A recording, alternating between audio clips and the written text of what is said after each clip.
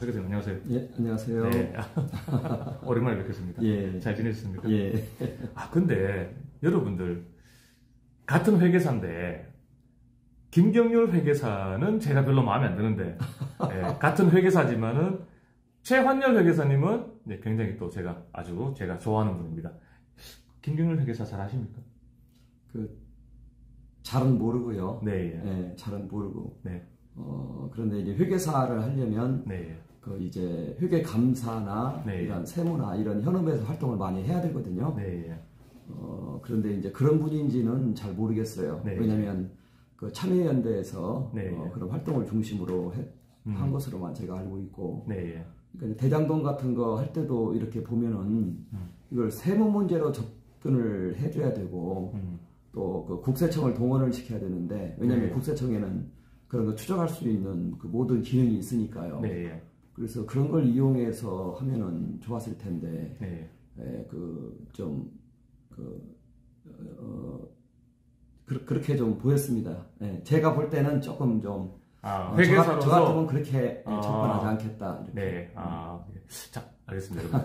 어쨌든 제가 같은 회계사인데 최한열 회계사님은 제가 되게 국가와 국민을 위해서 노력을 많이 하시고 또 실력이 있는 분인데, 김경률 회계사는 왠지 좀 이상해서 제가 한번 여쭤봤습니다. 제가. 근데 김경률 회계사는 우리 회계사님이 보시기에는 회계사로서의 어떤 실무 능력은 좀 부족한 게 아닌가 이렇게 보고 계시네요, 지금. 그리고 또 대장동, 지금 대장동이 이재명 관련해서 대장동이 또 그건데, 회계사님 같으면은 그거를 세무 문제로 접근했다. 국세청을 끌어들여야죠. 네. 제보를 하면은 국세청에서는 조사를 하게 돼 있으니까. 네. 소리가 좀 작습니까? 저는 잘 들리는데? 저는 잠깐만 이걸 빼버릴까, 차라리? 야, 자, 가까이에서. 자, 아예 마이크를 빼고 하겠습니다, 그러면. 자. 그 회계사님 목소리 좀 크게 좀 해주시고요. 그러면은. 예. 자, 네. 목소리가 작나? 왜 그러지? 자, 여러분들, 대한민국에 어마무시한 일들이 지금 일어나고 있습니다. 이 부분에 대해서 회계사님께서 늘 말씀하시는 게, 문재인 정권 때 우리 대한민국은 이미 사회주의가 됐다, 이렇게 충격적인 말씀을 하셨거든요. 그래서 지금 회계사님께서 정리한 자료를 국정감사도 지금 신청을 하고 계시고, 그리고 또 윤석열 대통령에게 대통령실에다가 시행령 개정 요청하려고 하고요. 네, 그거 상소문은 진즉 올라갔고 그리고 또 그 감사원에도 국민감사 청구도 지금 하셨고, 이제 다방면으로 계속 이렇게 하고 계시는데요. 자, 지금 어떤 상황인지 한번 좀 개략적으로 좀 설명을 좀 부탁드립니다. 문재인이가 한 내용? 문재인 정권 때 장하성이하고 함께 대한민국을 어떤 식으로 만들었는지. 그래서 이제 지금 대한민국은 자유민주주의인데 저들이 사회주의 혁명을 한 거다, 이미 했다, 이렇게 말씀하셨잖아요. 그럼요. 그럼 제가 보면 체제 전복을 한 건데, 근데 우리 국민들은 아직 실감을 못 하거든요. 왜 그런 건지 한번 말씀해 주시면. 이제 좀 서론적인 입장에서 먼저 좀 한두 가지 좀 얘기를 하자면은, 이제 한 나라를 사회주의화 할 때, 이게 이제 과거에는 영토 전쟁식으로 해서 했죠. 그러니까 예를 들면 지금 이제 북한하고 연방제 통일을 해서 하려고 한다. 이제 이런 쪽으로 이제 많이 또 얘기를 하고 있죠. 그러니까 이건 정치적인 그러한 개념이죠. 또 영토적인 개념이고요. 그런데 지금은 그런 시대가 지났어요. 지금은요. 이거 본질을 잘 아셔야 돼요. 뭐냐면은 영토 전쟁은 좀 구시대적인 것이고요. 지금은 생산 수단의 국유화를 통해서 그 작업을 해요. 이걸 잘 알고 계셔야 돼요. 지금 우리가 다들 생각하는 게 북한과 연방제 통일이라든가 이런 걸 지금 우리가 보통 보면 생각하는데, 북한하고 연방제 통일이 돼도 생산 수단, 과거에는 생산 수단이 토지였는데 지금은 기업이에요. 생산 수단을 국민이 가지고 있으면 그건 자유주의라고 말하는 거예요. 그런데 생산 수단, 그 중에서도 대기업이죠. 네. 이걸 국가가 장악하면은 그건 사회주의라고 그러는 거예요. 네. 말하자면 예를 들면요. 저 삼성전자 저 직원이 한 12만 명 되죠. 네. 뭐 거기 하청사까지 하면은 한 얼마나 될까요? 200만 명 될까요? 넘겠죠. 그 정도 돼요. 넘어요. 그 삼성전자가 우리나라 GDP에 기여하는 기여도가 한 9% 되니까. 네. 그 GDP 기여도라는 얘기는 그 일자리라는 뜻이에요. 일자리. 일자리. 그러니까 우리나라 총 일자리에서 9%가 삼성전자가 기여를 하는 거예요. 자, 그런데 그러면 9% 하면은 뭐 한 200만 명 된다 합시다. 200만 명. 삼성전자 하나 지배구조 해체를 해버리면 200만 명이 장악을 당하는 거예요. 200만 명에 대한 저 소득원을 생계를 여기서 주는 거예요. 그렇죠.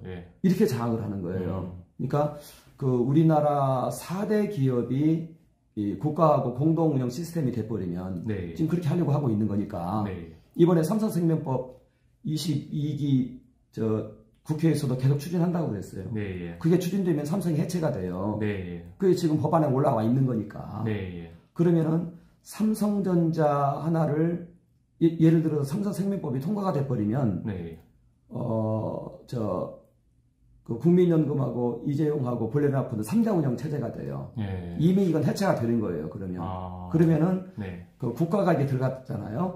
그러면 거기에와 관련된 하청사까지 해서 200만 명이 이제 국가에 장악이 된 거예요. 이게 생산 수단을 국유화해 버리면은 이렇게 사회주의 방법이 지금 그렇게 변해 있는 거예요. 이걸 잘 알고 계셔야 돼요. 자, 그런데, 이제 이런 얘기가 또 더 중요하니까, 우리나라 GDP의 2019년 데이터입니다, 이것은. 우리나라 GDP의 17% 정도가 4대 기업에서 나옵니다. 대한민국의 GDP의 17%는 4대 기업이라면 삼성전자, 현대자동차, SK, LG. 이렇게. 그러니까, 제가 말하는 이 GDP는요, 삼성이나 이런 데 플러스 하청사까지 포함되는 겁니다. 포함해서. 그러니까, 4대 기업과 그의 하청사들이 우리나라에 제공하고 있는 그 GDP가 17%라는 얘기예요. 그런 상태에서, 이 제조업은 더블을 보는 거예요. 그 기여도를. 왜 그러냐면은 그 구성원들이 소득을 갖잖아요. 그런 상태에서 이것을 소비 활동을 해요. 그렇죠. 그러면 고스란히 그 타 직업군에 이제 그 소득을 창출을 시켜요. 서비스업이라든가. 그럼요. 삼성 무너지면은 예를 들어서 서비스, 음식 이런 데 전체 타격을 입어요. 완전 무너지는 거죠. 그렇죠. 이걸 이제 파생 효과라고도 하고 낙수 효과라고도 하는데 그 낙수 효과가 한 20% 나와요. 계산을 해보면. 저는 지금 2019년 데이터 가지고 얘기하는 거예요. 그러면은. 20%요? 그 낙수 효과가 20%? 그럼요. 그러면 17%에 20%하면 더해야지. 37%. 37%네, 그러면. 무서워요. 그러니까 4대 기업이 장악이 당해버리면 우리나라 생산수단의 17% 아까 말한 매출이 있죠. 이건 직접적으로 국가가 영향을 미칠 수 있고 나머지 또 이제 20% 낙수 효과까지 37% 가량의 GDP에 기여를 하고 있어요. 37%의 GDP 기여를 한다. 이건 무슨 얘기냐면 37%의 일자리에 영향을 미치고 있다는 거예요. 그러면 4개 기업 장악 국유화 돼보세요. 여기서 국유화는 국가가 완전 소유 처음엔 하지 않아요. 공동 소유하는 거죠. 삼성처럼. 그것도 좀 원리란 말씀 드리면은 그러면은 37%에 대해서 국가가 영향력을 행사할 수 있게 되는 거예요. 그러니까 그 과거에는 토지를 장악해버리면 국민 전체가 장악이 됐어요. 그렇죠. 지금은 이 4대 기업을 딱 장악을 해버리면 국민의 37%가 장악이 되는 거예요. 이걸 사회주의라고 그러는 거예요. 이제 그런 부분들은 이제 그 1차적인 이게 시간을 많이 저희가 있으면 제가 좀 충분히 얘기를 더 하겠는데 또 여기서 더 나가면은 좀 시간이 저거 하니까 간단히 계략적인 것만 해야 돼요. 자, 그런데 삼성 장악하는 방법 얘기해 드릴게요. 지금 삼성 이재용 씨 지분이 21.2%예요. 여기서 아마 이번에 상속세 내고 있으니까 아마 또 여기서 좀 처분을 하고 있는 것으로 제가 알고 있어요. 상속세 때문에. 그것 때문에.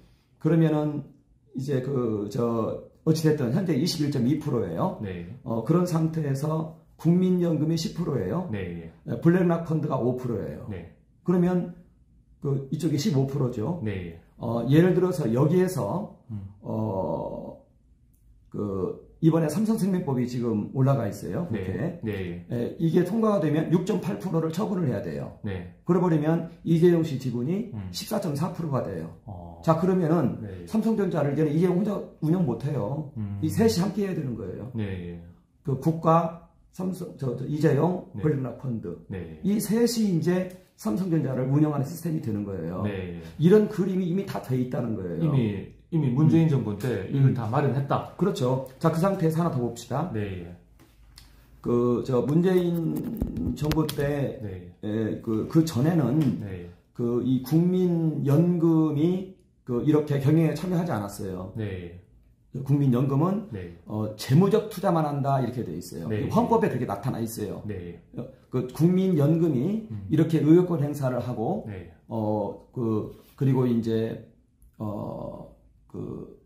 이렇게 하게 되는 것은, 네. 이것은 헌법에 위배돼요. 네. 법률에도 위배가 됩니다. 네. 지금, 저는 이걸 시행령하고, 네. 수탁자 책임활동 지침 가지고 지금 이 짓을 했는데, 네. 저는 거기에 대해서, 이것은, 이제 그 이면에 음모가 있고, 네. 이것은 혁명이다. 사회주의 혁명이다. 그렇죠. 저는 그렇게 지금 분명하게 말을 하고 있는 거고, 네. 제 나름대로 이걸 다 논증을 해요. 입증을 네. 하고 있어요. 네. 자, 그런데 이제 여기에서 보세요. 연금이 의결권 행사를 하고 들어와 버렸어요. 네. 그 문재인 정권 때부터. 네. 물론 그 전에도 간헐적으로 의결권 행사를 했습니다. 국민연금이. 네. 간헐적으로. 네. 이것은 이제 긴절한 필요에 의한 때, 네. 국방상, 국민경제상, 긴절한 필요에 의하여 법률로 정하는 경우에는 그걸 할 수 있게 되어 있어요. 네. 그러니까 부득이한 경우에 그렇게 했어요. 연금이 그 전에도. 네. 그런데 그래서 평균적으로 한 25개 정도. 네. 그런 데들은 해야만 돼요. 뭐 일대주주가 없으니까. 네. 연금 일대주주니까. 네. 공기업으로 있다가 사기업 된 데는 주인이 없어요. 가서 해야죠. 네. 그런 건 해야 돼요. 네. 그 필요에 의해서. 그런데 지금은 600개 회사에 대해서 하고 있는데 일반화 시켜버렸어요. 지침 가지고. 그걸 국민연금이 의결권을 행사할 수 있도록. 그렇죠. 지침으로. 그래버리면은, 네. 소유권이 발생해버려요. 네. 국가가 지금 소유행위를 하고 있는 거예요. 이 상태에서 우리나라 172개사, 1위부터 172위까지예요. 네. 여기 2대주주예요, 국민연금이. 현재 172개 회사. 뭐 삼성에다 다 들어가요. 네. 예. 좋은데 1위부터 172위까지라고 보면 돼요. 네. 여기 2대주주예요. 네. 그런 상태에서 의결권 행사를 지금 일반화시켜버렸어요. 네. 2대주주예요. 네. 국가가 지금 우리나라 주요 모든 기업의 2대주주로서 행위를 하고 있어요. 자, 이것은 지금 심각한 사회주의 초입법 부분에 들어갔죠. 만약에 지금 그 국가라는 게 기업은 그래도 계속해서 유지가 되지만 국가는 정권이 바뀌잖아요. 지금 다행히 윤석열 정권이 그래서 조용한 거예요. 조용한 거지. 그럼요. 그죠? 그럼요. 만약에 이게 이재명 정권이었다. 삼성 바로 넘어가요. 바로 넘어가요. 네. 자, 이제 얘기를 좀 더 할게요. 네. 그래서 연금이 10%까지 취득할 수가 있어요. 네. 이걸 우회권행사는 안 했거든요. 네. 근데 이것을 하여금 법제화시켜 버렸어요. 그것도 헌법을 위배한 겁니다. 네. 해서 지침 가지고 했어요. 네. 그랬는데 여기에서 이제 하나를 더 했어요, 또. 네. 그게 뭐냐면은, 김상조가 2021년 8월 달에, 자본시장법을 이제 바꿨어요. 김상조? 김상조가. 예. 이제 더불당에서 이제, 네. 또 인원이 많았으니까. 네. 이건 법을 바꿔버렸어요. 네. 그것은 제가 이제 법을 바꿨기 때문에 뭐라고 말할 수는 없는데, 네. 자, 그런데, 기관 전용 사모펀드라고 그럽니다. 네. 이게 이제, 기관에서, 네. 기관이면은 대표적인 기관이 국민연금이에요, 거기서도. 또. 국민연금이 기관전용 사모펀드의 한 35%를 국민연금이 주고 있어요. 네. 한 35조 정도. 그러니까, 국민연금이 이제 한 3분의 1 정도. 네. 기관전용 사모펀드 물주고요. 네. 전주라고 그럽니다. 네. 2위가 이제 산업은행이에요. 3위가 공제기금이에요. 그리고 금융기관 약관이에요. 네. 이 이제 사모펀드가, 기관전용 사모펀드가 있는데, 이게 2021년 6월 기준으로 한 135조 됩니다. 네. 우리나라 국민연금이 상장사 투자하는 게 얼마쯤 드는지 잘 모르시죠? 예, 예. 그게 한 170조래요. 170조. 예, 예. 우리나라가 국민연금이 한 1000조 되는데 예, 예. 그 중에서 한 17%에서 20% 사이로 해서 국내 상장사 주식 예, 보유하거든요. 예, 한 170조 돼요. 예. 170조가 국내 기업으로 들어오니까 우리나라 172개사의 2대 주주가 됐죠. 예. 자, 그런 상태에서 기관전용 사모펀드가 한 135조 된다고 그랬죠. 예. 한 국민연금이 한 80% 됩니다. 예. 요게 그동안에는 상장사 직원 취득을 못했어요. 김상조 전에는. 예. 이게 중요해요. 그러니까 이 135조 되는 금액이 주로 벤처나 스타트업이나 구조조정 회사로 들어갔어요. 이게 산업진흥용 펀드예요. 중소기업이나 이런 데 살리기 위해서. 살리기 위해서. 예. 거기서 우리 풀뿌리 경제를 담당을 했어요. 예, 예. 그래가지고 많은 이 풀뿌리 경제가 살아났어요. 예, 예. 그런데 이것은 이제 초기 단계 투자잖아요. 그렇죠. 예. 그러니까 10% 이상 투자하라는 거였어요. 예, 예. 다 돈이 그래 들었는데 이 룰을 해체해버렸어요. 김상조가 이 룰을 갖다가 해체를 해버렸다. 해체해버렸어요. 그러니까 중소기업과 벤처기업들을 우리가 풀뿌리 어떤 경제를 하기 위해서 한 건데 그걸 김상조가 깨버렸어요. 예. 이제 거기 안 들어가요, 자금이. 그쪽으로는 그럼 그 자금이 안 들어가고 다 상장사로 들어오고 있어요. 상장사로 들어간다. 그렇죠. 그 상장사를 장악하기 위해 가지고. 이제 그 시나리오예요. 그 시나리오예요. 그래서 이제 이게 이제 무서운 일이 발생했어요. 예, 예. 지금 최근 1, 2년 사이에 아마 여러분 소문 한번 들어보세요. 네. 지금 벤처기업들, 네. 그 IT 이런 스타트업, 예. 유망 그 차세대 기업들 지금 다 도산하고 있어요. 전부 지금 자금난 때문에 예. 지금 다 난리가 나 있어요. 그리 자금이 안 들어와요. 안 들어오니까 전부 상장사로 가죠. 그러니까 상장사로 가는데 예. 잘 들어보세요. 예. 상장사로 가는데 아까 제가 그림 하나 좀 하라고 그랬죠. 그거 뭐. 네. 그거. 그거 봐요, 그거. 예. 자, 이거, 예. 예. 자, 물 같이 먹읍시다. 이거 모든 건데, 이거? 괜찮아요. 조금밖에 안 남았어요, 이거. 그래? 예. 그럼 좀 얘기 좀. 아니, 하고 계십시오. 물 가져올게. 네. 그래. 그러니까 저걸 좀 설명 좀 하고 계시면 제가 물을 가져오겠습니다. 예. 여기 이제 보면은요, 우리나라 상장사, 이제 최대 주주들의 지분이 대체로 20%입니다. 20에서 30%예요. 그런데 이번에 이제 넘어간 SM이나 오스템 임플란트, 이런 데는 아주 좋은 회사인데요. 좋은 회사일수록 유상증자를 계속 하기 때문에 지분율이 낮아요. 그래서 여기 SM이나 오스템 같은 경우에 SM 최대 주주가 이수만이었죠. 이수만 씨 지분이 몇 프로였는 줄 아세요? 모르겠습니다. 18.96%인가 그래요. 네. 18.46%. 네. 그리고 아주 우량한 회사였어요. 이번에 이제 넘어갔는데, 그리고 오스템 임플란트. 여기 굉장히 우수한 회사예요. 우리 임플란트 만드는 회사인데, 세계적인 회사예요. 그렇게 발돋움하다가 지금 이제 넘어가 버렸어요, 이것도. 자, 그런데 여기 최대 주주 지분율을 한번 보세요. 이수만 씨가 18.46%. 그리고 최규옥 씨가 이제 오스템 임플란트인데, 저기는 19.62%. 이렇게 20% 원절이에요, 다. 이재용 씨는 몇 프로예요? 21%. 그죠? 다 그래요, 사대 기업들도 다. 이거밖에 안 돼요. 이것밖에 안 되는 상태에서 국민연금이 의결권 행사를 하고 돌아버렸어요. 그러고 그러면은 앉은 자리에서 10%씩 다 지분이 날아간 거예요, 경영권이. 날아가는 거예요. 10% 의결권 행사를 하고 들어오니까. 이대주주로서 이제는 행위를 하겠다 이렇게 들어왔으니까. 자, 그런 상태에서 기관 전용 사모펀드 룰을 해체해버렸어요. 그러니까 이번에 여기 SM 같은 경우에 보면은요, 저희 KB자산이라고 있죠, 자산운용? 저긴 국민은행 돈이에요. 저게 들어오니까, KB자산운용에서 들어오니까, 저기서 5%를 점유하고 돌아버렸어요. 그러면은 이수만은 저게 기관전용 사모펀드입니다. 기관전용 사모펀드. 옛날에는 일이 못 돌았어요. 근데 저게 들어오는 거예요. 그래버리면은 앉은 자리에서 14%가 날아갔죠. 그럼 이수만 씨는 18.46%에서 지금 14%가 날아가 버린 거예요. 그런 상태에서 이창환이가 1% 가지고 들어와서 저것도 아주 나쁜 법인데요. 1%만 있으면 감사를 할 수가 있게 됐어요. 네. 대주주가 지금 감사 선임 못하게 법을 바꿔버렸잖아요. 네. 지난 문재인 정권 때. 네. 감사로 돌아가지고 내부 상황을 다 파악한 다음에 카카오톡을 끌어들여가지고요. 네. 딱 10% 가지고 돌아버리니까 이수만 경영권 해체가 돼버렸어요. 이수만은 18.4%를 가지고 있는데 네. 연금, 국가가 9% 가지고 의권 행사를 하지. 네. 국가가 돈 줘가지고 운영하고 있는 사모펀드, 이게 기관전용 사모펀드인데 네. 기관전용 사모펀드에서 저렇게 와서 의권 행사를 해버리지. 앉은 자리에서 기업이 해체가 돼버리는 거예요.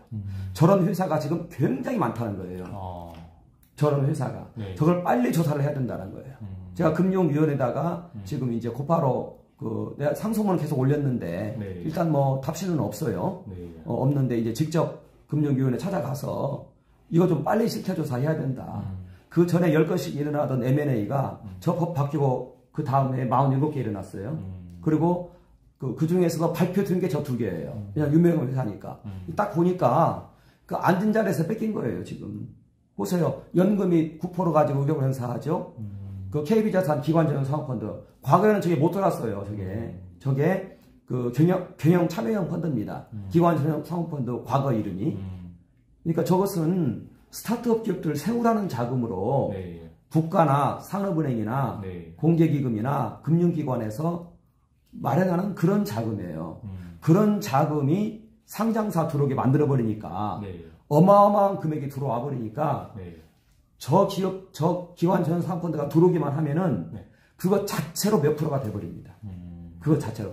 자, 이것도 있어요. 저희 KB자산운용은 네. 금융기관 돈이에요, 저것은. 네. 그런데 국민연금하고 공개기금이나 산업은행에서 주는 돈도 있어요. 네. 이런 데들은 저렇게 큰 지분 취득하지 않아요. 드러나잖아요. 그 사람들은 대체로 1% 밑에를 취득할 거예요. 왜냐면은 공개되면은 국가돈 가지고 저짓한다고 하니까. 네. 저기도 아마 지금 분명히 있을 수 있어요. 발표만 안 됐을 뿐이에요. 지금 0.9% 정도로 취득을 할 겁니다, 아마. 그러면은 이 기관 전용 사모펀드사 중에 31개사만 하더라도 1조 원 이상을 가지고 있습니다. 네. 다 이거 정부도 연금이나 이런 데서 받은 돈이에요. 이런 돈은 산업진흥용으로 쓰게끔 돼 있었어요. 김상조가 그걸 해체를 했어요. 네. 그걸 해체해가지고 저게 들어오니까 네. 이제는 우리나라 모든 기업들이 네. 행동주의 펀드에 의해서 지금 완전히 지금 치고 들어오면 다 넘어가게 돼 있어요. 치고 들어오면 무서운 일이 벌어져 있어요. 저 짓을 왜 했냐? 이게 다 문재인 정부 때 일어났던 그럼요. 예. 예. 저 짓을 왜 했냐? 예. 이건 이제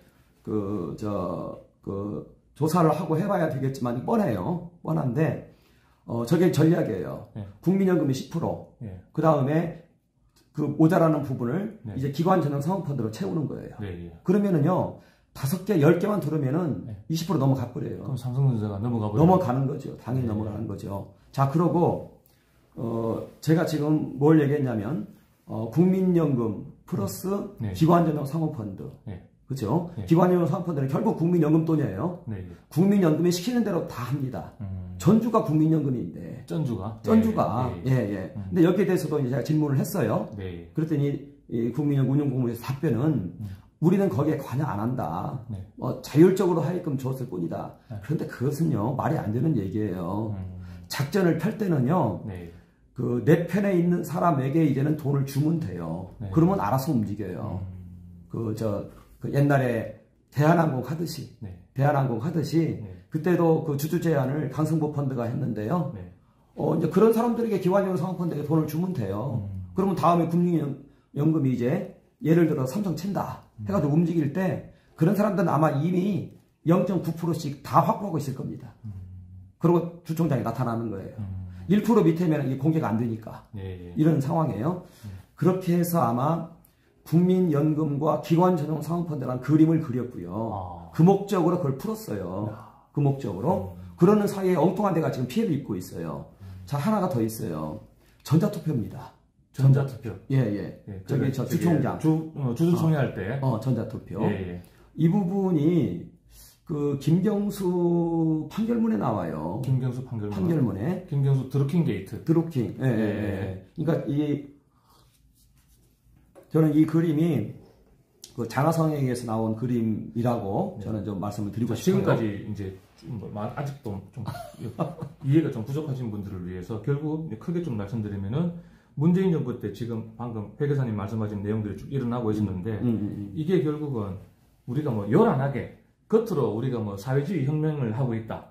체제를 완전복시키고 있다. 한다면은 예를 들어서 뭐 내전을 일으킨다든가 우리가 이렇게 생각하기 쉽지만은 그런 방식이 아니고 얘들은 대한민국 경제를 지금 현재 과거에는 그게 토지였다면은 이제는 이게 기업인데 이 기업을 국가에서 장악하기 위해서 그런 법들을 갖다가 국민연금과 기관 전용 사모펀드 이걸 통해서 이미 다 지금 세팅을 다 끝내놨다라는 거잖아요. 근데 이 상황에서 이 법이 아직도 살아있죠. 살아있어요. 예, 이 시스템이 지금 가동되고 있지 않습니까? 그럼요. 그런데 대통령이 지금 정부가 집권 여당이 우리 쪽이기 때문에 이게 가동이 안 될 뿐이지. 그럼. 만약에 이 상태 그대로 두고서 다시 정권이 뭐 이재명이든 조국이든 김경수든 이런 식으로 바뀌었다면은 그때는 주한미군이 있든 어떻든 한미동맹이 유지되든 어떻든 그런 거 상관없이 기업은 다 국가 소유로 가게 되고 그게 바로 사회주의가 돼버린다. 저 이렇게 해요. 예. 어떻게 하냐면은 전자투표기 간단히 하고 여기 방금 제가 말씀드린 게 대략적인 어떤 그런 개요가 맞습니까? 맞죠. 예, 알겠습니다. 이렇게 좀 여러분들 이해하시고 이런 엄청난 일들이 문재인 정권 때 우리가 모르는 사이에 이미 벌어졌다. 이 벌어지게 만든 게 누구다? 바로 장하성이하고 방금 말씀드린 김상조 그리고 박능우 이런 자들이다. 문재인까지 이 어마무시한 것들을 이미 저질렀어요, 여러분들. 우리가 보통 뭐 체제 전쟁이다, 역사 전쟁이다 이런 말을 많이 하는데요. 우리가 모르는 사이에 지금 이미 이 경제 부분, 대한민국 국민들이 가장 피부에 와닿는 이 경제를 가지고 얘들은 이런 짓거리를 했습니다. 그러면 국가 소유로 기업이 넘어가 버리면은 일자리에 완전히 목숨이 걸려 있는 우리 일반 국민들은 통제가 쉽다는 거지. 그 나라가 먼저 그죠. 박살이 날걸요. 예. 그래서 이걸 갖다가 지금 최한열 회계사님께서 이 투쟁을 지금 하고 계시는 겁니다. 이 투쟁을 진짜 외롭게 지금 하고 계시는데 이게 지금 많은 분들이 아직까지 우리 모임도 있으니까 좀 모임도 있고 근데 이게 너무 좀 어렵다 보니까 그동안 뭐 최재형 그 당시 지금은 이제 의원이 아닙니다. 떨어져가지고 그 최재형 의원한테도 이걸 알려주고 막 했죠, 그죠? 그리고 윤석열 대통령께 이 상소문도 올리고 또 지금도 계속 하고 있습니다. 감사원에 감사 청구도 하고 지금 막 그랬습니다, 여러분들. 최한열 회계사님과 함께 하시는 분들이 계시는데 진짜 외롭게 싸우고 있어요, 지금. 그래서 오늘 이 방송을 제가 마련을 했습니다. 자, 계속해서 전자투표. 이게 제가 쭉 설명드리는 게 맞는 거죠? 맞아요. 이게 이제 2000년도에 김대중하고 김병일하고 무슨 남북 공동성명 했잖아요. 2000년도에. 그리고 2001년도에 군자산의 약속 아십니까? 군자산의 약속. 너무나 유명한 거지.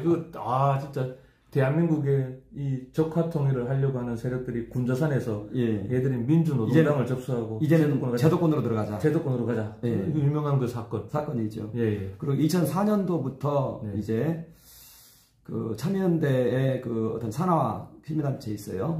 거기에서부터 이제 좋은 뭐 기업 지배구조 연구소인가 그게 나와요. 그러면서 이 연구가 시작됐어요. 그러면서 2004년도인가 6년도인가 4년도로 기억하는데 그 장하성이가 무슨 펀드 하나 만들어 가지고 이제 이런 것을 이제 시험을 좀 하게 되는데 그때 이제 어떤 친구가 이 장하성 그 펀드 그런 것도 그렇고 보면서 이게 바로 금융자본을 이용한 그 기업 지배구조 개선이다. 해체. 뭐 이런 식이죠. 거기는 개선이라는 말을 쓰겠지만 해체죠. 해체다. 기업을 해체한다. 대기업. 그 대기업의 지배구조를 재벌 해체. 그때부터 이제 연구가 되기 시작했고 2004년도에 장하성이가 그 펀드 가지고 이제 많이 하게 됐고 그 최근에 그 문재인 있을 때 펀드 여러 개 나왔죠. 그게 다 연관돼 있어요. 다 거기 보면 전부 좌파예요. 이게 다 연관이 돼 있어요. 자, 그런 상태에서 이제는 아까 얘기한 것처럼 그 일반 사모펀드 가지고 했었는데 지금 기관 전용 사모펀드까지 손댔죠. 금방 내가 얘기했잖아요. 그러면서 2014년도에 장하성이가 한국자본주의라는 책을 썼어요. 한국자본주의 책. 예. 예, 장하성의 한국자본주의 책. 이거 기억하세요? 예. 이건 알라딘에 가면은요. 예. 그냥 뭐 거의 뭐. 사면 안 돼. 사면 안 되고. 그냥 그런 게 있다는 거예요. 아니, 왜 사가. 좋아요. 사서 베스트셀러 되면 안 되잖아요. 네. 네. 장하성이가 작성한 한국자본주의 책이 있습니다. 예, 그 책 내용을 아마 말씀하실 거예요.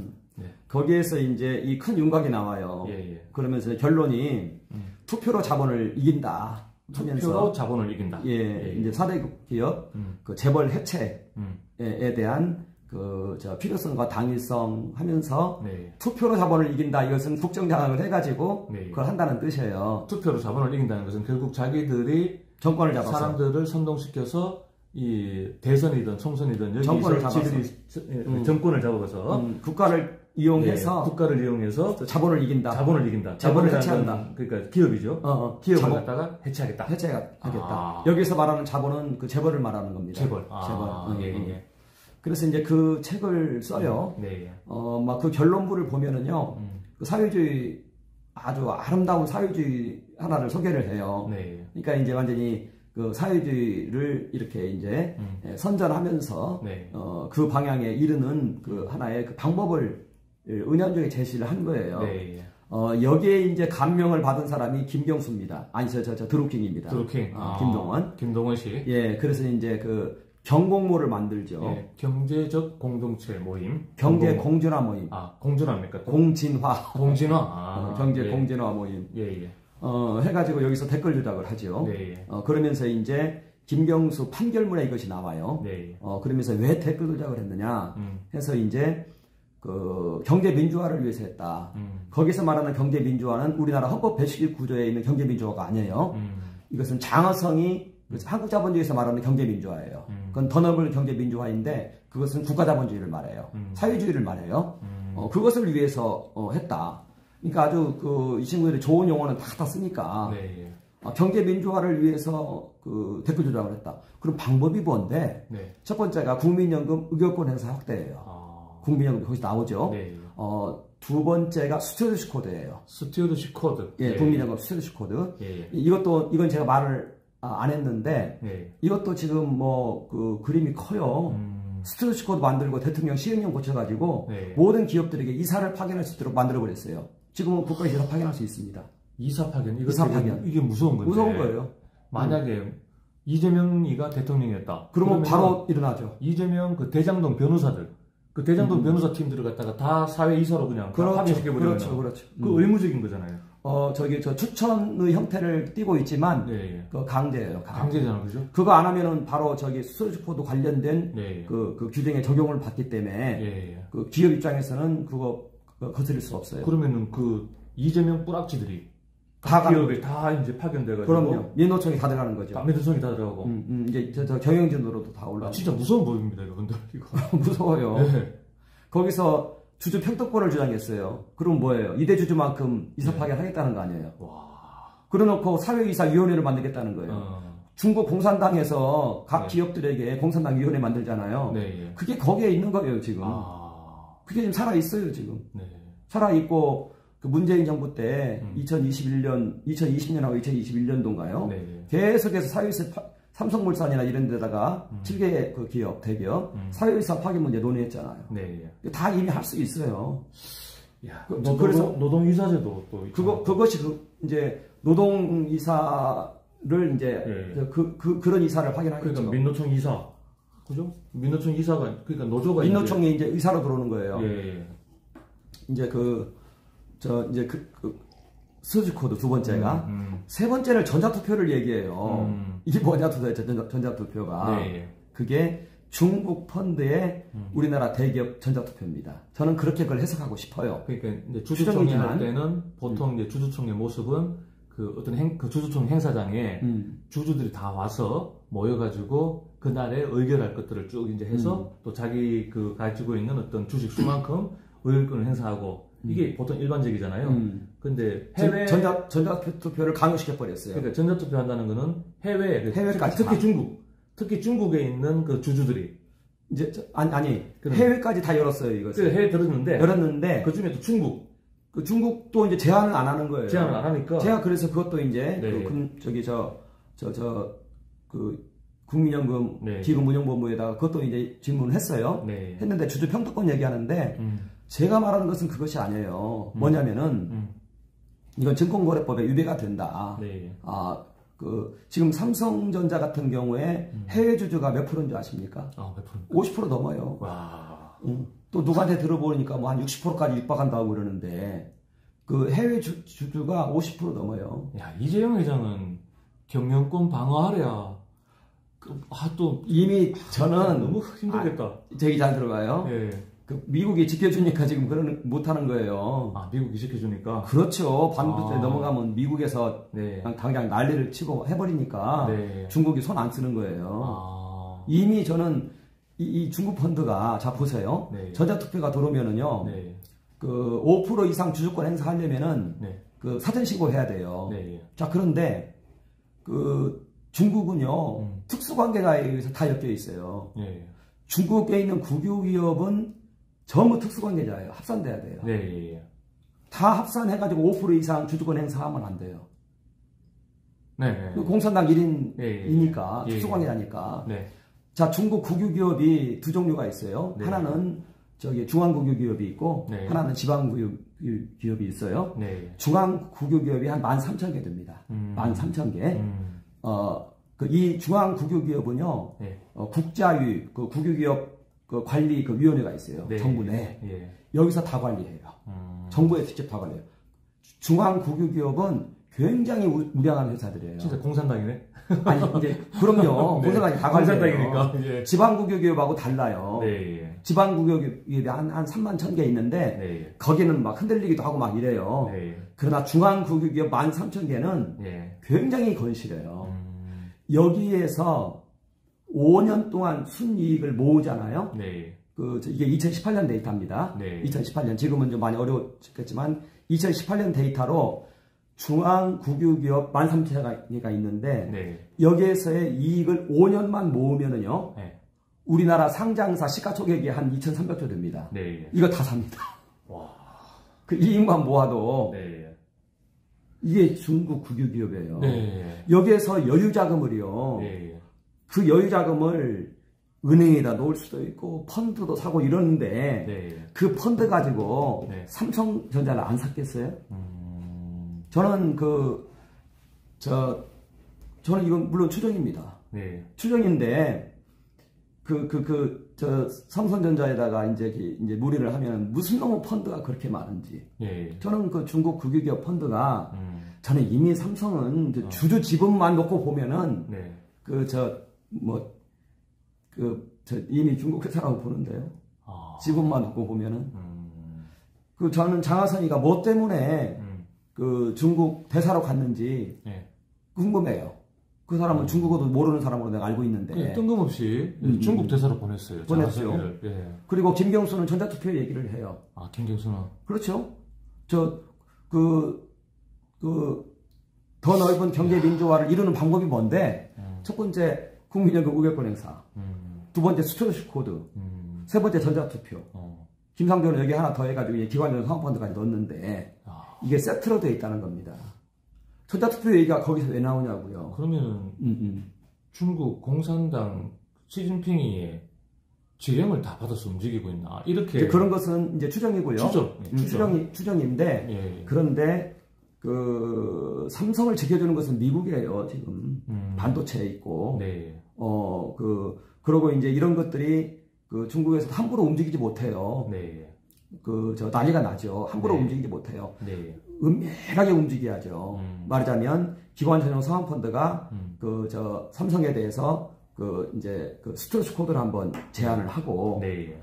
국민연금이 들어오고 네. 기관 전용 사모펀드가 들어오고 네. 중국 펀드가 이제 한 5에서 10% 들어오겠죠. 네. 그러면 삼성전자 경영권이 교체가 돼요. 그죠? 네. 자, 그 상태에서 네. 새로운 경영진이 돌아가지고 유상증자를 한번 쳐버려요. 네. 그러면 이재용은 아웃이 돼요. 거기에서. 그렇죠. 복귀 못해요. 그러면 삼성은 이제 국민연금 국가가 관리하는 기업이 되는 거예요. 이게 전략이에요. 이게 전략이에요. 그런 식으로 삼성 그리고 현대 그렇죠. 1단계가 LG. 1단계 1차가 삼성이고요. 1차가 삼성. 2차가 현대예요. 현대는 순환축자 구조로 돼 있어요. 네. 여기에 대해서 현대는 순환축자를 해가지고 한 30% 가지고 있거든요. 네. 그런데 그 의결권 제한 들어오려고 그랬었어요. 이걸 이제 유예시켰어요. 7년 정도. 15%로 의결권 제한 들어올 거예요. 그래버리면은 순환축자에 대해서는 여러 가지 말이 많으니까. 그리고는 그 다음에 이제 거기죠. 이런 식으로 해서 기업들을, 재벌들을 전부 다 해체를 시키고, 그 오너를, 자기들 말 안 듣는 그 오너를 갖다가 이제 교체를 하는 거지. 야, 그렇게 되는 거지. 그게 바로 국가 자본주의다. 그 전략이 좌파에서는 저는 이미 있고요. 이미 있고. 정권 들어올 때마다 계속 그 방향으로 움직이는 거예요. 그 방향으로. 이걸 저는 국민들이 빨리 알아야 된다. 그래서 그 삼성이 이렇게 그 국가 지배로 들어오고 하는 것이 쉽지는 않습니다. 쉽지 않아요. 쉽지 않은데 그러나 저들은 계속해요. 계속해요. 그리고 한 번이라도 그런 일이 발생하면은요. 우리나라에서 삼성에서 만약에 이런 식으로 민노총이 치고 들어오고 사회이사가 들어오고 민노총 관리하는 회사가 되면은 대한민국이 망하기 때문에 제가 이러는 거예요. 그건 성공하지 못해요. 삼성 국유화 성공하지 못합니다. 그러나 그런 과정에서 나라가 어긋장이 나버리는 것이죠. 저들의 혁명이 좌파들의 혁명이 성공하기도 전에 대한민국이 이미 그 나락으로 떨어져 있는 거죠. 지금 보세요. 저 중국에서 알리테무 시인 들어오고 있죠. 아마 대한민국의 그 제조업체들 굉장히 어려워질 거예요. 대한민국을 살리는 건 4대 기업하고요. 앞으로는 이제 그 서비스업 중심으로 경제가 아마 많이 재편이 될 것 같아요. 더 이상 중소제조 기업들이 설 곳이 없어요, 우리나라에. 중국에서 저런 식으로 치고 들어오는데 이것을 참 막기도 쉽지가 않고 그런 상황에서 대기업이 이런 식으로 공격을 받아가지고 그 어장이 나면은 나라가 큰 위기에 빠지는 것이죠. 이게 지금 장하성이가 국가자본주의라는 책에서 이 대한민국 체제를 그러니까 국가자본주의 자체가 사회주의란 말이잖아요. 그렇죠. 그걸 갖다가 이름을 살짝 이렇게 이게 장하성 혼자 그림을 그렸다라기보다 참여연대와 이러한 좌파들 세계에서는 이것이 그 화두이고 이게 화두다. 전략이고 좌파의 바이블이다. 바이블이에요. 바이블. 연방계 통일이 아니에요. 착각하지 마세요. 연방계 통일 해봤자 연방제 통일을 하지 않고도 지금 말한 이 작업이 핵심이에요. 생산수단이 국유화 안 된 상태에서 연방제 통일이 의미가 있나요? 아니 연방제 통일이 되더라도 생산수단을 우리 민간 기업들이라든가 그러니까 자유민주주의 체제가 돌아간다면은 그러면은 연방제 통일이 되더라도 그거는 뭐 사회주의가 아니다. 그것은 그냥 형식일 뿐이에요. 형식일 뿐이다. 형식. 그런데 진짜로 추구하는 것은 이거예요. 그러니까 얘들이 지금 막 요란하게 떠들고 있지만은 결국 핵심은 이거예요. 이거다. 법규적으로 돼 있고 이미 법 개정이 다 돼 있다. 돼 있고 아까 제가 얘기했잖아요. 172개사 2대주주라고 그랬죠. 여기에 사유이사 다 파견할 수 있어요. 현재 법규적으로는 다 이렇게 조금씩 들어가는 거예요. 그래서 성동격 서작전 같아. 마치. 당연히 그렇죠. 이쪽에서 이걸로 막 떠들다가 여기에 우리가 실제는 이거예요. 근데 실제로는 지금 이제 얘들이 경제를 장악해서 대한민국을 사회주의로 만들려고 하는. 맞아요. 한미동맹이나 연방제 이런 부분들은 다 드러나잖아요. 다 드러나죠. 그리고 한미동맹 같은 경우에는 그 미국에서 대한민국을 놓칠 수 없어요. 놓치면 여기 저 동북아를 다 놓치는 것인데 그렇죠. 절대 놓치지 않아요. 그 대만도 놓치지 않아요. TSMC가 거기 있고 TSMC. 또 여기 한국에는 삼성이 있고 그리고 이 막아주잖아요. 모든 중국 세력을. 그렇기 때문에 미국에서 한국을 계속 지원해요. 그래서 그 한미동맹 이나 또 연방제 통일이나 이런 것들은 그냥 정치적 이슈예요. 정치적 이슈. 그런데 진짜로 추구하는 것은 이거라는 거예요. 생산수단의 국유화, 지배구조 해체. 아까 얘기한 것처럼 20% 가지고 있는데, 거기에서 연금이 10%, 기관연금 사모펀드가 또 한 7, 8%, 그 다음에 이제 중국포도 조금 합세해가지고, 스위치 코드 걸면은, 이건 바로 이제 저 지배구조가, 이제 3자 운영 체제가 되죠. 아까 말한 것처럼, 삼성 같은 경우는 이재용, 블랙락 펀드, 국민연금, 국가 이런 것처럼, 3조 운영 체제가 된 상태에서 네. 이제 유상증자를 쳐버리면은 네. 이제 이재용은 아웃이 돼버려요. 그 유상증자를 친다는 얘기가 증자하는 거예요. 증자. 주식수를 갖다가 증가시키는 건데. 그렇죠. 그러면은 그러고 문재인이 하더라고요. 보니까. 그러니까 이제 이 점유율을 갖다가 유지하려면은 이재용 회장도 또 주식을 또 사야 되는데 못 사요. 거기 사야 되는데 지금 뭐 그 상속세 내가지고 이래버리지 이러니까. 그러면 주가를 더 살 수가 없으니까 연금만 점유율이 떨어지게 되는 점유율 떨어지고. 예. 그런 식으로 이제 기업을 장악한다. 그렇죠. 예. 국민들은 몰라요. 이렇게 가도. 그런 사이에 그 우파 정부가 있을 때는 예. 아무리 그런 시스템이 이루어져도 네.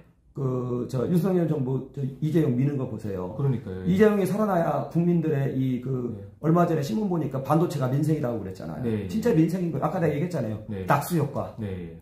거기에서 소득이 나와서 뿌려주니까 GDP의 거의 30몇 %가 지금. 그렇죠. 네. 그렇게 윤석열이 이제 이것을 안 거예요. 윤석열 정부는 이 사안에 대해서 지원을 하죠. 네. 열심히. 근데 이제 이재명이 들어오면 그것은 다음에 생각하고 네. 먼저 좀 국가자본주의부터 하고 보자. 네. 재벌은 좀 국가가 운영하는 것이 좋지. 그게 추미애가 국회의장이 될 뻔했잖아요. 예. 그 추미애가 과거에 토지 공개념을 얘기했단 말이죠.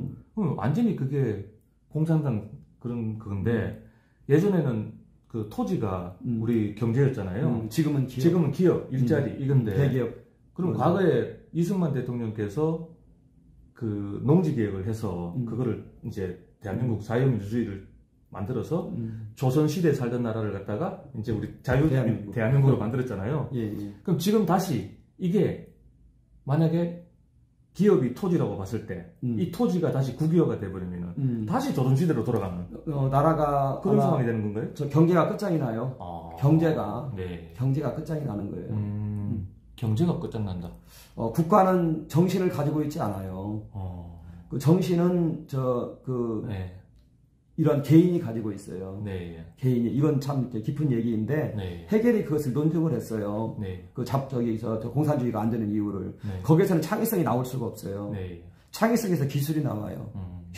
창의성에서 과학이 나오고 기술이 나와요. 그렇죠. 기술의 자금이 결합된 것을 자본주의라고 그래요. 네. 그러니까 이 자본주의를 사람들은 많이 오해를 하고 있어요. 나쁜 놈들이 행동주의 하는 놈들 보면은 완전 경쟁을 자본주의라고 해가지고 하고 있는데 그게 자본주의가 아니에요. 자본주의는 뭐냐면요, 사유재산을 인정을 하면은요, 거기에서 창의성이 나오고 기술이 나오고 과학이 나와요. 네. 여기에 자본이 결합되면은 기업이 나와요. 여기에서 일자리가 나와요.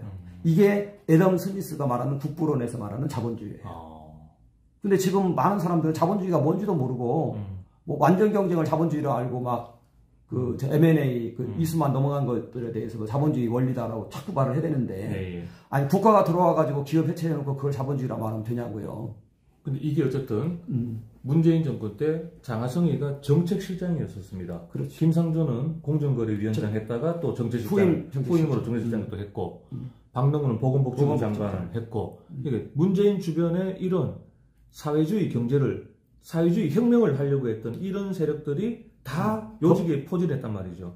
그들이 이제 법규를 다 이렇게 만들어 놨어요. 법규를 만들어 놓고. 저는 그걸 혁명을 했다고 보는 거예요. 이미 사회주의로 얘들은 혁명을 했다.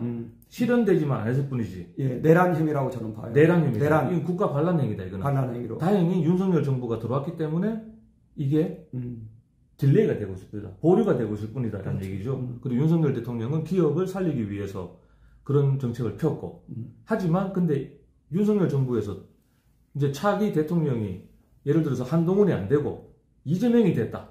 그러면 또다시 이게 또 가동된다는 얘기잖아요. 당연히 그렇죠. 그러면 이재명은 더 할 거고. 거기를 바로바로 해버릴 거예요. 바로바로 그냥 해버릴. 문재인은 눈치라도 보면서. 그래서 문재인을 삶은 쏘대가리라고 왜 빨리 안 하냐고 막 그랬던 것 같은 느낌이 드는데, 이야, 이렇게 심각한 상황입니다, 여러분들. 야, 그래서 이 부분에 대해서 이걸 바로잡기 위해서 이번 총선 승리가 그 무엇보다 필요했는데 이번 총선은 또 패배했습니다. 패배했기 때문에 법을 또 바꾸는 게 또 너무 힘들어졌습니다. 그러면 어떻게든 또 이거를 많이 알려서 우리 국민들이 만약에 이걸 안다면은 허용하지 않을 거거든요. 예, 아니 제가 한 말씀 해요. 예.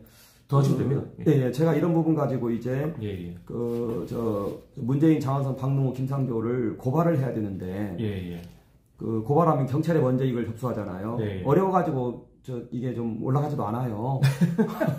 이걸 이해를 못해서 경찰도 감사원에 감사를 넣었는데 감사원에서도 지금 이해를 못하고 있어요. 감사원에서 이해 못한다? 그렇죠. 왜냐하면 의견이 막 대립이 되는 거예요. 그래서 이제 그 현재는 제가 방향을 어떻게 잡고 있냐면 그 대통령실에다가는 시행령 개정 요청을 지금 하려고 하고 있고요. 시행령을 바꿔가지고 기업들에게 그 사유이사 파견할 수 있도록 만들었으니까 그 시행령 바꾸고. 그럼 시행령 없애면 되잖아. 그렇죠. 그렇죠. 이거 뭐 정책실장한테 내가 계속 문서를 보냈는데도 이게 전달이 안 돼요. 참 그건 진짜 안타까워요. 제가 정책실장한테 문자를 보냈는데 연락도 없고 이제 그 다시 또 시도할 거예요. 다시. 그리고 이제 그 보건복지부 장관 쪽 관련해서도 내가 이제 면담할 거고요. 그리고 제가 이거 소송을 하려고 했어요. 근데 당사자 적격이 안 나와요. 그 고발밖에 없는 거예요. 당사자 적격이 안 나온다? 네, 고발밖에 없는 거예요. 상장사나 이런 데서 조금 그 나서주면 되는데 이 자식 또 도망가요. 저 전경련이나 무서우니까 이게 무서우니까 어마무시한 일들이 지금 세무조사 받고 정권 바뀌면 또 큰 그 피해를 받으니까 정권 바뀌면은 안 나와요. 전경련에서도 안 나오고 상장사 협의회에서도 안 나오고 제가 가면 도망가는 것 같아요. 그래서 일단에는 그 대통령실, 그 다음에 국민연금 기금운용본부, 그리고 세 번째는 금융위원회, 기관연사업펀드 금융위원회거든요. 거기를 지금 각계 전투로 해서 좀 면담하고. 아니 국민의힘도 이번에 그 추경호가 원내대표고 추경호는 또 경제부총리까지 했으니까. 그래서 쫓아가려고 하고 있어요. 제가 쫓아가려고 하고 있고요. 상장사 협의회나 정경련에서 조금 좀 도움을 받아가지고 가고 싶어요. 거기 갈 때. 그렇죠. 힘이 좀 필요하니까. 이 개인이 가면은 좀 이렇게 만나주지도 않지 뭐. 공신력에서 그러기 때문에. 그래서 일단에는 제가 그쪽으로 각계 전투 좀 하고 있고요. 그러다 보니까 사람이 많이 필요한 거예요 지금. 그래서 저희가 매월 셋째 주에 매월 셋째 주 월요일 오후 3시 여기서 지금 이제 그 모임을 짧게 가지고 있거든요. 여기에 좀 관심이 있는 분들이 있으면 참여를 좀 해줬으면 좋겠어요. 그 연락처는 말해도 되죠? 저 02-499-7977 02-499-7977 여기 연락하셔서 좀 이걸 홍보나 여러 가지 면에서 좀 함께 할 일들이 많이 있는데 좀 참여했으면 이제 좋겠어요. 자, 여기서 또 이걸 또 이야기해야 될 것 같아요. 이 모델이 지금 현재 문재인 정권 때 장하성이하고 김상조하고 박능우하고 문재인 요 4명 요놈들이 김경수도 포함되겠고 요놈들이 대한민국 체제를 그러니까 가장 중요한 경제 부분을 가지고 체제를 전복시킨 이 쿠데타, 이 국가 반란 행위에 대해서 얘들이 모델이 있을 거란 말이죠. 저는 그게 러시아. 그걸 한번 좀 설명해 주면 좋을 것 같습니다. 러시아가 어떤 식으로 그렇게 했는지. 러시아가 그 모델이에요. 장하성 이 국가자본이 책을 보면은 러시아 얘기를 하고 러시아 얘기를 하고요. 거기까지는 좋은데 이 장하성 나 참 이 양반 진짜 저는 좀 감정이 많습니다. 개인적인 감정입니까? 아니면은 개인적인 감정은 아니에요. 개인적인 감정 아니에요. 저 보지 못했어요. 아니 진짜 장하성은 근데 이 짓을 했는데 제가 분노하지 않겠어요. 그렇지. 이걸 알면은 분노할 수밖에 없어. 근데 저 장하성 교수가 왜 이렇게 거짓말을 하냐 이거예요. 제 얘기는. 국가자본주의 그 소련을 소개해놓고 그건 공산주의가 아니라고 거기서 말을 해요. 아니 소련이 공산주의 아닙니까? 공산주의죠. 근데 소련을 공산주의 가기 전 단계가 사회주의예요. 그거잖아요. 지향점이 공산주의잖아요. 근데 왜 공산주의가 아니라고 얘기를 하냐고요. 그래서 왜 사람을 현혹시키냐고요. 아니 국가자본주의 책 써놓고 그게 러시아 모델이라고 써놓고 공산주의는 또 아니다. 아니다. 미친. 그렇죠. 그러니까 이건 사람을 현혹시키는 거고. 장하성이 쓴 그 책에 있는 모든 용어는 전부 민족민주주의 용어입니다. 사회주의 용어예요. 용어를 보면은. 왜 자본이 자본가입니까? 그렇지 않아요. 장하성 씨는요, 그 경제학을 다시 하셔야 됩니다, 당신은. 나는 당신 만나서 한번 토론을 하고 싶어요. 당신 만나서. 당신의 그 잘못된 개념에 대해서 좀 지적을 해주고 싶어요. 당신에 의해서 현혹된 사람이 너무나 많은 거야. 그리고 장하성 좋아하는 사람들 다 회개하세요. 당신들이 무슨 경제학자입니까?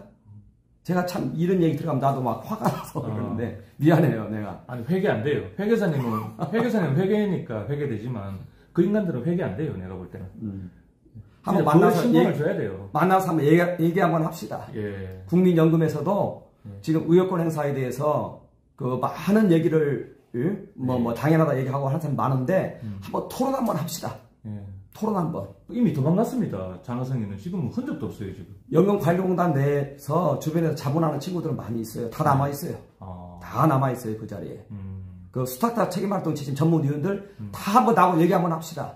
당신들은 지금 사회적 혁명을 하고 있는 것이지, 당신들이 무슨 놈의 뭐 국가를 위해서, 뭐 그 주주 가치를 증대시키기 위해서 한다고요? 미친 소리 하지 마세요. 네? 의료권 행사를 하면은 그 주식 가치가 증대됩니까? 우리나라 주식은요, 우리나라 퍼가라는 용어가 있어요. 흥분해서 미안한데. 아니, 괜찮습니다. 예. 흥분해야지 또 사람들이 더 확 와닿습니다. 예, 그 주식 가치를 평가할 때, 그 프라이스, 나누기, 어닝 해가지고, 주식 배당 가능 이익의 몇 배가 주식 가치냐, 이게 주식 평가하는 기준이에요. 우리나라가 퍼가 좀 낮아요. 11밖에 안 돼요. 미국이 18이고요. 일본이 한 15 돼요. 그 대만이 한 14 되고 그래요. 여기에 대해서 의료권 행사 안 하고 이런 활동을 안 해가지고 퍼가 낮다 이렇게 얘기해요. 그 미친 얘기예요, 그거. 그거 올리려고 지금 이런 식으로 하겠다고 얘기하는 거예요. 그런 거짓말 하지 마세요. 우리나라는요, 일본하고 미국하고 자본시장 자체가 달라요. 우리나라는 주식시장에 돈이 들어왔다가 돈이 이제 좀 모이면은 다 부동산으로 빠져나가요. 부동산을 통해서 노후를 준비해요. 이게 우리나라의 특성입니다. 그러나 일본이나 미국은 그렇지가 않아요. 일본은 해외로 투자를 해서 그 이후에 소득을 챙기고요. 미국은 자체 증권시장을 통해서 노후를 준비해요. 돈이 다 그리 들어와요. 그래서 미국에서는 미국 증권시장 관리하는데 최경제 정책의 우선순위를 두고 있어요. 우리나라는 자금이 증권시장은 거쳐가는 곳이에요. 그러니까 퍼가 11밖에 안 되는 거예요. 여기서 그 원인이 있는 것이지 의료권 행사를 안 해서 이거 미친 얘기 하지 마세요. 미친 얘기 하지 마세요. 그건 학자도 아니고 내가 얼마 전에 그런 얘기를 들었어요. 그래서 아니 이 양반이 학자 맞아? 그래서 마음으로는 괴로웠어요. 그런 얘기를 하고 그런 얘기 가지고 국민연금 기금 운용본부를 설득하고 정책실장 설득하고 정부 설득해서 그런 꼼수 부리지 마세요. 흥분해서 미안해요. 이런 것들이 통계 조작, 여러분들 다 알다시피 통계 조작 그것까지도 다 저는 연계되어 있다고 저는 보고 있어요. 얘들이 그러니까 겉으로 우리가 눈에 띄는 뭐 한미동맹이라든가 주한미군 문제라든가 이런 것들은 눈으로 다 드러난단 말이죠. 그리고 헌법에서 뭐 자유를 뺀다든가 하는 개헌 시도 이런 것들은 다 우리 국민들이 감시하에 있거든요.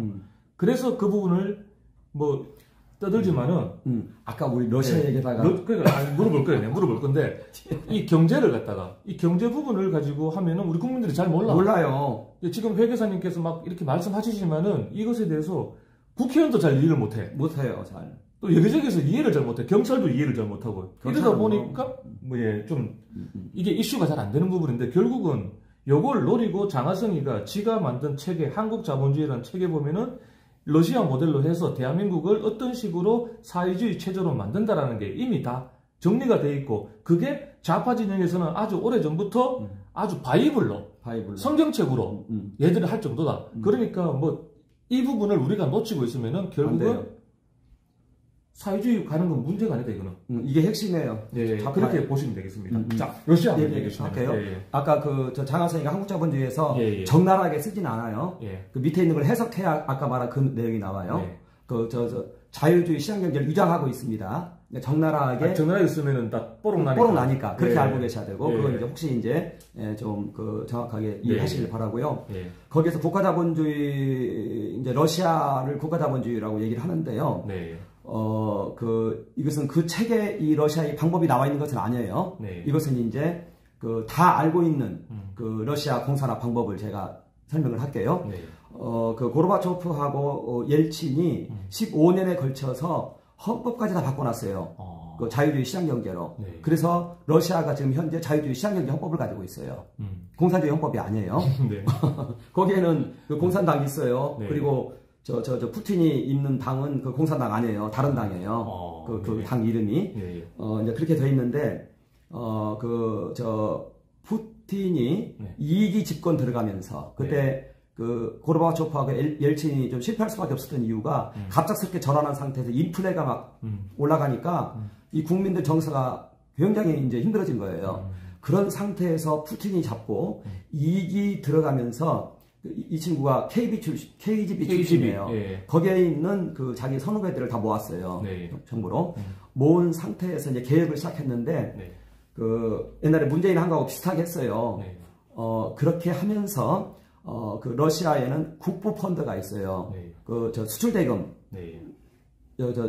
기름 팔고 수출대금이 자연히 국가로 모이게 돼 있어요. 네. 이게 태환을 하면서 모입니다. 네. 태환을 하면서 이 국부 펀드 가지고 작업을 한 것 같아요. 그래서 네. 거기에 그 가즈프롬하고 로스네프치 네. 이게 이제 한국어로 말하면 삼성현대 같은 곳이에요. 이 두 개를 장악했어요. 딱 두 개 장악했어요. 그런 상태에서 여기에 있는 내부 자금으로 다른 모든 대기업들을 다 M&A를 쳐버렸어요. 그러니까 그 아까 얘기한 것처럼 지분 인수 작업을 그 했다는 거예요. 네. 그렇게 해가지고 대기업들을 다 국유화시켜 버렸어요. 그 작업하는데 3년 6개월밖에 안 걸렸습니다. 3년 6개월 만에 6개월. 그 러시아의 모든 대기업들을 다 국유화시켜버렸다? 다, 장악해버렸다? 그렇죠. 국영화시켜버렸어요. 그래서 지금까지 그 러시아는 네. 그 대기업들은 그 국가에서 관리해요. 그 행정부에서 절반 관리하고요. 그 크렘린에서 절반 관리하고. 네. 이게 이제 대기업 하나를 딱 잡은 상태에서 네. 계속 M&A를 쳐버린 거예요. 그러니까 예를 들어 삼성이 잡히면은요, 네. 거기는 하청사가 다 잡혀요. 그렇죠. 자동으로 다 돌아와요. 네. 그런 상태에서 그 한두 개만 더 잡으면 뭐 친하게 하진 않겠죠. 대기업을 잡는 것이죠. 러시아가 그렇게 해가지고 공산화돼 버렸어요. 지금도 그렇게 운영이 되고 있죠. 그렇게 돼 있죠. 그 모델이에요. 우리나라가 러시아하고 경제 구조가 산업 구조가 좀 비슷해요. 그 러시아에서 유니콘 기업은 가스프롬과 로스네프치고요. 한국에서는 이 사대 기업이에요. 다른 나라는 이 산업 구조가 이렇게 안 돼 있어요. 우리가 좀 그렇게 돼 있죠. 그래서 장하성이 러시아 모델로 해서 한국을 접목을 시키면 충분히 가능하다고 보고. 그 추정은 제가 하는 추정. 네. 장하성은 네. 거기에 이제 그 러시아 모델을 소개를 하고 있죠. 소개를 하고 있고. 국가자본주의. 국가가 이렇게 네. 재벌을 네. 인수해서 할 수 있다. 네. 그 사례로 소개하고 있죠. 근데 그것이 이제 그것밖에 대안이 없는 것으로 또 예. 이제 그 글이 나타나죠. 대안이 우리 대한민국의 경제는 이게 대안이다. 이런 식으로. 한국 자본주의를 고장난 자본주의라고 얘기해요. 어디에 의해서 고장났냐? 네 개의 이 재벌들에 의해서 고장났다. 고쳐 쓰자. 어떻게 고쳐 쓰느냐? 주인을 좀 바꾸면 좋겠다. 그럼 주인은 누가 됐으면 좋겠냐? 이것저것 막 검토하면서 그 중에 이제 하나로 국가를 얘기하면서 그 재벌 해체하기 위한 하나의 그냥 방법이네. 그렇게 소개를 하는 거예요. 꽤 맞추게 했네. 당연히 그렇게. 예. 그러니까 해석이 좀 필요한 거예요, 이렇게. 네. 근데 그렇게밖에 해석이 안 돼요. 예, 국가 자본주의 체계를 해석을 하면은 그렇게밖에 해석이 안 돼요. 하여튼 뭐 온갖 수사 용어는 뭐 수식어는 다 썼지만은 결국은 재벌 해체. 대한민국의 가장 경제의 가장 문제점이 바로 4개 기업이다. 재벌들이다. 재벌들을 갖다 해체해야 된다. 그래서 그걸 갖다 국유화 시켜야 된다. 그게 방법이 뭐로 나오는 줄 아십니까? 시간이 길어지는 것 같긴 한데. 말씀하십시오. 방법이, 예. 저는 처음에 그거 읽으면서 제가 굉장히 황당했어요. 네. 장하성 책을 읽으면서. 제가 장하성에 분노하는 것은 거짓말을 하니까 제가 분노하는 거예요. 거짓말을 하니까. 그래서 분노하는 겁니다. 장하성이가 이런 식으로 소득주도 성장을 거기서 얘기해요. 소득주도 성장. 예. 소득주도 거짓말쟁이라고 저는 보고 싶어요. 네. 소득주도 성장 얘기를 하면서 소액주주에게 소득을 늘려야 된다고 얘기를 해요. 자, 그러면서 대기업들의 꼼수를 얘기합니다. 네. 뭐가 꼼수냐? 이익이 나왔을 때 이걸 다 배당을 안 하고 전부 내부 유보를 해서 그 회사 확장을 했다는 거예요. 근데 그렇게밖에 할 수가 없는 거예요, 기업은. 장하성 얘기는 그래요. 네. 이거 다 배당하는 것이 옳다는 거예요. 그 미친 얘기죠. 다 배당해버리고 해버리면은 투자는 어떻게 해요? 투자는 어떻게 해요? 네. 장하성 얘기는 그거예요. 다 배당을 하고 네. 투자는 재투자는 유상증자를 통해서 하거나 차입금을 통해서 해라 이거예요. 그게 해체하자는 건데? 그게 해체하자는 얘기잖아요. 네. 유상증자 해버리면 자기 지분이 나눠지는데. 그렇지, 나눠지는데. 해체하자는데. 네. 거기에 대해서 분노를 합니다. 나는 어떻게 거짓말에 의해서도 그렇게 분노가 나온다는 걸 나는 거기서 봐요. 자기가 거짓말을 하면서 분노를 해요. 근데 그것이 마치 사실처럼 보여요. 제가 여기에서 제가 힘들어 하는 거예요, 장하성을. 막 그 치를 떨듯 분노해요. 마치 의로운 분노처럼. 그러니까 장하성이 지가 막 분노를 하는데. 의로운 분노처럼 한단 말이에요. 의로운 분노처럼. 가정스러운 거지, 뭐. 그렇죠. 저는 거기에서 그렇게 보는 거예요. 아니, 다 배당을 해버리고, 네. 유상증자하고 차입금을 통해서 사업 확장하면은, 회사를 그냥 다 끝내라는 얘기인데. 그게 주주 가치가 떨어지는 거잖아요. 그렇죠. 네. 그 다음 경영진을 이제 포기를 해야 돼요. 자기가 지배를 못하는데 경영을 놓는 거잖아요. 네. 분노를 하면서요. 다 배당을 해라. 그래서 소액주주의 지분을 늘려라. 수입을. 그러면서 아주 배당 얘기를 그렇게 해요. 여기 중요한 얘기입니다. 예. 여기서. 예. 이것을 문재인 할 때 시행령에 집어넣었어요. 배당을. 배당을 시행령에 집어넣었어요. 그래서 국가가 이 기업들의 배당 정책에 참여할 수 있게 시행령을 바꿨어요. 자, 이러면은 이게 맞냐는 거예요. 왜 해필이면 배당을 그렇게 해요? 거기 그 책에 나온 대로 지금 한 거예요. 하나의 증거예요, 그게. 그렇게 해가지고 시행령을 바꿔서 이 국민연금이 이제 배당에 참여할 수 있게 만들었습니다. 저는 이걸 지금 대통령실에 얘기하려고 그러는 거예요. 이건 원상 회복시켜라. 배당 정책에 국가가 참여하는 것은 옳지 않다. 또 사회이사 파견한 것도 옳지 않고 그것도 시행령 바꿔서 했고. 사회이사 파견 같은 경우는 중국 모델인 거죠? 모델이라고 할 수는 없겠지만 할 수는 없겠지만 중국이 했던 방법 똑같은 거예요. 네. 그러니까 지금 보세요. 네. 우리 언론사 희곡 경영자 누가 하고 있어요? 민노총이나 이런 데서 하고 있죠? 그 언론노조가 지금 다 하고 있죠. 언론노조가 네. 그 언론사 장악하고 네. 공기업 장악하듯이 이제는 민노총이 네. 우리나라에 있는 대기업들을 장악하겠다는 거예요. 그게 사회이사 파견이에요. 우리나라 모든 주요 대기업들에 대해서 이제는 민노총과 같은 이런 사회이사가 이제 경영진에 들어가겠다는 거예요. 국민연금의 이 의료권 행사의 이 기반을 이용해서. 2대 주주로서의 기반을 이용해서 이제는 2대 주주의 그 지분율만큼을 민노총과 같은 그런 사회이사를 넣겠다는 거예요. 이게 다 돼 있어요, 지금. 저는 그걸 지금 바꿔야 된다고 대통령실에 얘기를 하려고 한다, 이 말이에요.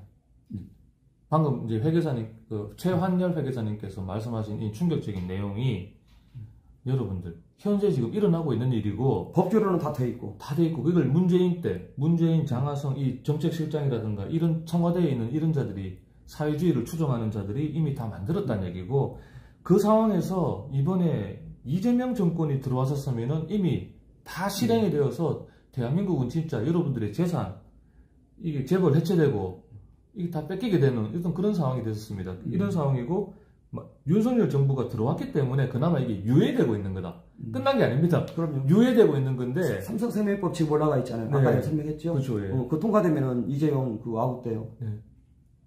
다행히 지금 그런 상황인데 여러분들 이번에 총선에서 우리가 패했습니다. 우리 국민들이 선동을 당해서. 이번에 며칠 전에 신문 났어요. 네.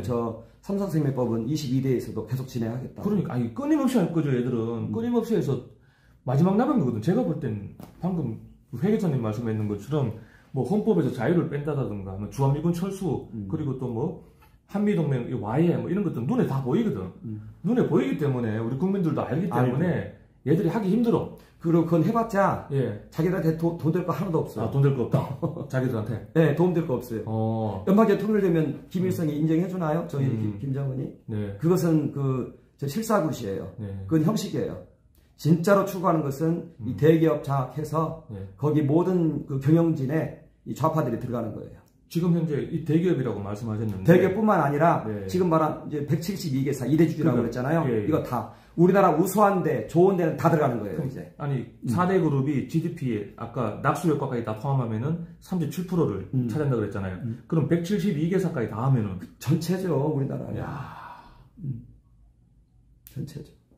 다행히 여러분들 윤석열 정권이었고 그래서 차기 대통령도 우리 정권으로 만들어야지. 이게 지금 최한열 회계사님께서 또 함께 하시는 분들끼리 지금 계속해서 이 사실을 알리고 해서 조금씩 알리고 있는데도 지금 역부족인 상황이거든요. 그래서 많은 분들이 오늘 방송을 좀 많이 좀 공유를 좀 해주시고 또 오늘 이 방송이 또 뭐 윤석열 대통령실을 포함해서 또 차기 지금 당대표가 되실 건 한동훈 전 비대위원장 측에도 그리고 또 지금 현재 국민의힘인 추경호 쪽 여기도 추경호도 같이 그죠? 이렇게 해서 좀 우리가 중지를 좀 모아야 됩니다. 이게 맞아요. 여론이 모여야지 또 이게 되지.